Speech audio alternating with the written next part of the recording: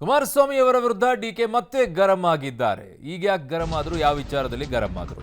ನನ್ನ ಹೆಸರು ಯಾರೋ ಹೇಳಿದ್ದಾರೆ, ನನ್ನ ಹೆಸರು ಹೇಳಿದ್ರೆ ಟಿವಿಯಲ್ಲಿ ಹಾಕ್ತೀರಿ ಅಂತ ಹೇಳ್ತಾ ಇದ್ದಾರೆ. ಸೊ ಪರೋಕ್ಷವಾಗಿ ಕುಮಾರಸ್ವಾಮಿ ವಿರುದ್ಧ ಡಿಕೆ ಶಿವಕುಮಾರ್ ಅವರ ಆಕ್ರೋಶವನ್ನ, ಹಳೆ ಡೈಲಾಗ್ ಅನ್ನು ಹೊಸದಾಗಿ ಹೇಳಿದ್ದಾರೆ. ರೇವಣ್ಣ ಅವರ ಬಿಡುಗಡೆಯ ಬಗ್ಗೆ ಎಸ್ಐಟಿ ನೋಡಿಕೊಳ್ಳುತ್ತೆ, ನಾನು ಏನನ್ನು ಮಾತನಾಡಲ್ಲ ಅಂತ ಡಿಕೆ ಶಿವಕುಮಾರ್ ಅವರು ಆ ವಿಚಾರದಲ್ಲಿ ಅಂತರವನ್ನ ಕಾಯ್ದುಕೊಂಡಿದ್ದಾರೆ. ನಿನ್ನೆ ಒಂದು ವಿಡಿಯೋ ರಿಲೀಸ್ ಆಗಿದೆ ಸರ್ ಲೇಡಿದು. ಆ ವಿಡಿಯೋ ಫೇಕು ಅಂದರೆ ಆಡಿಯೋ ರಿಲೀಸ್ ಆಗಿದೆ ಆ ಲೇಡಿದೇನೆ. ಇವಾಗ ಇನ್ನು ಬಲಂತಕ್ಕೆ ನನಗೆ ಗೊತ್ತಿಲ್ಲಪ್ಪ, ಅದೇನಿದ್ರು SIT ಕೇಳ್ಕೊಡಿ. ನಾನು ಅದೆಲ್ಲ ನನಗೆ ಅದು ಗೊತ್ತಿಲ್ಲದೆ ಹೋದ ಸಮಸ್ಯೆ. ಸುಮ್ಮನೆ ನನಗೆ ಪಾಪ ನನ್ನ ಹೆಸರು ಉಪಯೋಗಿಸ್ಕೊಂಡ್ರೆ ನನ್ನ ಬಗ್ಗೆ ಮಾತಾಡಿದ್ರೆ ಯಾರೋ ಮಾತಾಡ್ತಿದ್ರಲ್ಲ, ನನ್ನ ಬಗ್ಗೆ ಮಾತಾಡಿದ್ರೆ ನೀವೆಲ್ಲ ಮೀಡಿಯವ್ರು ಆಗ್ತೀರಿ ಅಂತ ಸುಮ್ಮನೆ ನನ್ನ ಹೆಸರು ಉಪಯೋಗಿಸ್ಕೊಳ್ತಾ ಇದ್ದಾರೆ. ನನಗೇನು ಗೊತ್ತಿಲ್ಲ ಆ ವಿಚಾರ.